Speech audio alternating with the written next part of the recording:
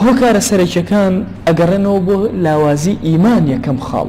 والله ئینسان ئیمانی بەهێز بێ بە هیچ شێوازە هیوا بڕاو نابێ، مەئیوس نابێ. ئەو لەحظەیەکەوە بڕیاری ئەعدامی ئەم دەرەکرێ ئەو زەردەخەنە ئەکا، چونکە خاوەنی بڕیاری ئەعدام خوایە نەک مرۆڤەکە. لەو ئەچێ هەتا بەیانی لێ ئەبێتەوە تا ئەو چەند دەقەی ماوە 100 دەور بگۆڕێ. لای خوا خارەکان زۆر ئاسانە. ئەوە ئێمە مرۆڤین کەوە تێناگەین و شتەکانمان بەلاوە قورسە بێ.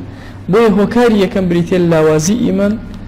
دووهەمین جاری وایە ئینسان لە کردەوەیەکە لە شتێکە لە ئیشێکە فەشە لە هێنێ ئەچێ ئیشێ بکات و نایەتە دەستی، ئیتر تووشی ئەسە بێ ئەحباتە بێ ناواخنی ئەڕمێ.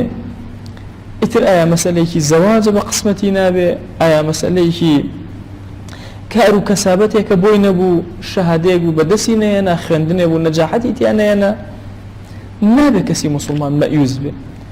هەرچی پرۆژەیە دەستی بۆ برد و شکا لە بەردەمیە هەر مەئیوس نابێ.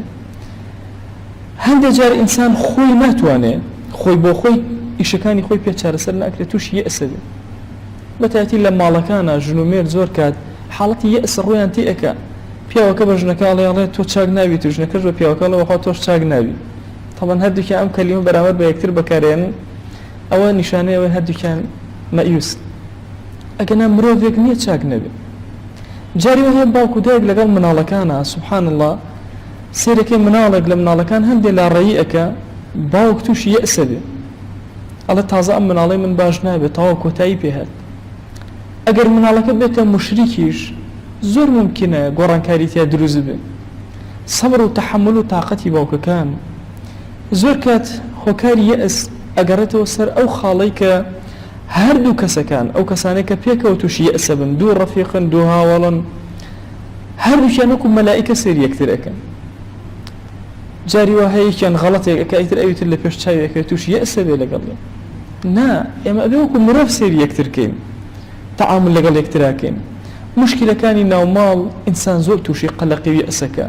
ئینسانی ئیماندار نابێ قەد مەئیوس بێت. ئەو کاتێک کە ئەبینی هەرچی دەرگاکانە لێو داخراوە مەئیوس مەبە، زۆر ئارام بە، لەسەر خۆ هەڵسو کەوتکە.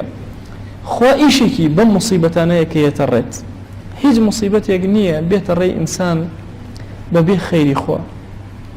هەموو موسیبەتەکان چ پارە و سەروەت و سامانت کەمە، ژیانت ناڕەحەتە، کەسابەتەکەت نەجاحەتی نەیەنا، سیارەکەت دەعامی کرد، کێشەی زەواج هاتە بەردەمە، هەر کێشەیەک لەم کێشانە بێ حکمت نییە ئیلا حکمتێکی گەورەی ئیلاهی لە پشتێوەیەتی. بەچی ڕزگارمان ئەبێت لە مەئیوسی؟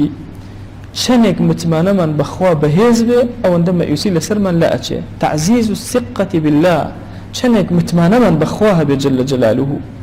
ئەبێ هەوڵ بدەین هەمیشە لە ذیکرمانە لە ئەوراد لە تاعەتەکانمانە هەمیشە سیقی خۆمان بەخوا نوێکەینەوە.